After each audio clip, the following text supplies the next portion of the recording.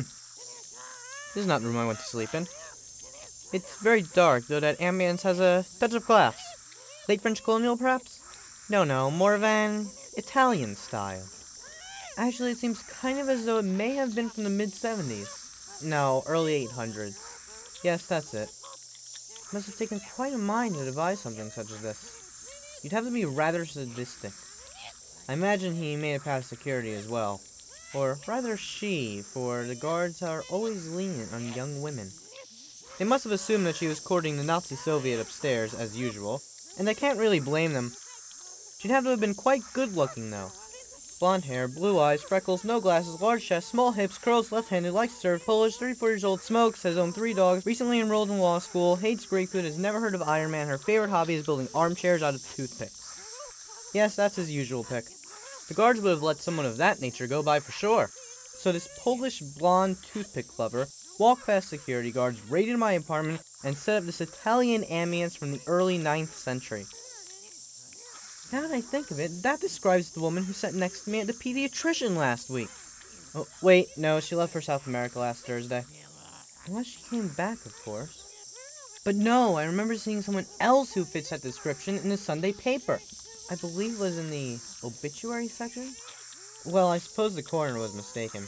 Yes, it must have been her. Actually, come to think of it, I don't remember returning home last night at all.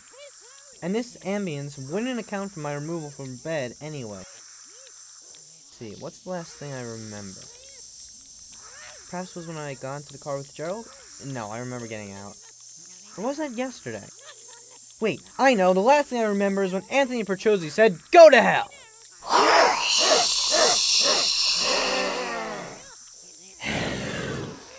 Ezekiel. Interesting. I'd say I'm dreaming, but as I discussed earlier, I did not go to sleep. And I can't be high on drugs, for I have not taken any of late. Perhaps an illusion? A prank? It would have to be a very committed prankster with a lot of time on his or her hands. And as no one has any time in the current economy of the world, and I say of the world just in case it is no longer implied, there remains but one logical explanation. I am in hell. Whether this is because Anthony Perchozzi requested it, or because I am dead, is yet to be discovered. Let me explain. I am the father loose from Meursault-esque, Pluto, Hades, Satan, Prince of the Underworld, God, and Death, zero souls in a word, the devil! Amazing! All those cultures refer to the same thing. You, Ezekiel Summers, died the day of February 29th, 2010, at 1:07 p.m. 31 seconds as a result of a gun wound to the genitals, 12:33 p.m. and 17 seconds, jumping and torn the clothing while the process of robbing the pet store to which you were riding for. Your last words were, "I'm sorry. What was that?" Fascinating. I don't remember any of that. I remember Anthony Perchozzi saying, "Go to hell," but I don't remember requesting a repetition. I suppose you don't remember your final moments after you die, which really takes away a lot of the supposed meaning. But of course, that also makes the accepted theory of my death just as likely as the hypothesis that I'm dreaming or high. Now, I suppose you're wondering why you're down here instead of up there. An interesting question, though perhaps I should first establish that I am indeed dead. Of course, if there be no explanation for my descension to hell, then it would help to disprove the possibility of my demise. It's simple, actually. As one dies, is expected to pray and repent. You, however, did not. Yes, I should have prayed, though in all fairness, I've been an atheist for most of my early life, so it should have probably been taken into consideration. After all, I was never given significant reason to believe in God or the devil. But then again, I'm not really in position to question heaven. Now, for your punishment. For the rest of eternity, you will be doomed to this very room. Dark, silent, alone. You will have no contact with anyone. Not even I will ever accompany you. You will not be excused from such sufferings, hunger, or exhaustion. But you will not be satiated either.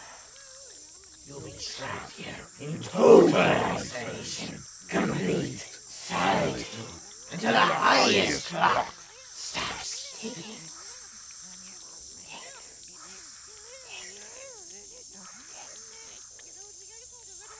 Left with none.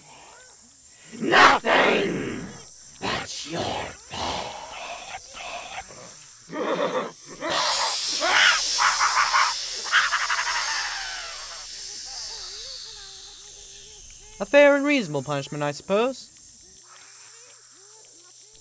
I'm in the mood for a pineapple.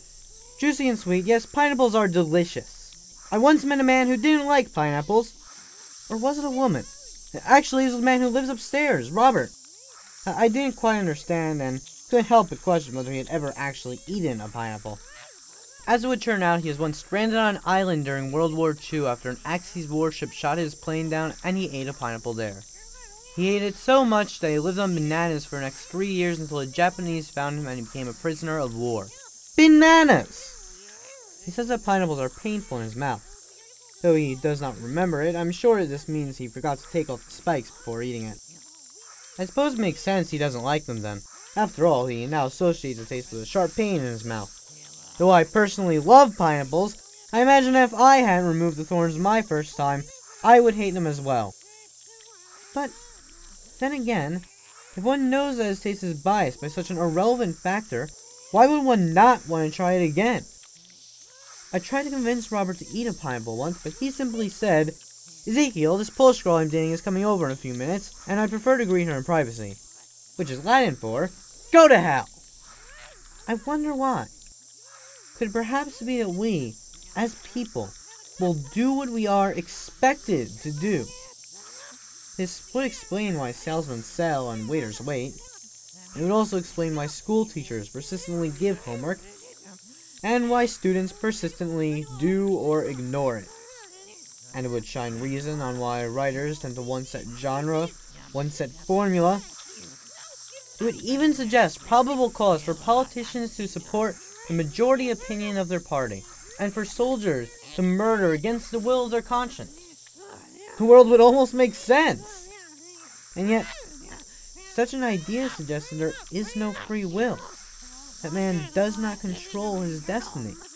For if we could do what in all logic and reason we should do and would do, then my neighbor would surely by now be feasting on freshly picked and peeled pineapples. But that's absurd. No, surely there is another, more logical explanation. My neighbor does not ingest pineapples because a greater force willed it so, and we are nothing more than the creations of a free-willed mind.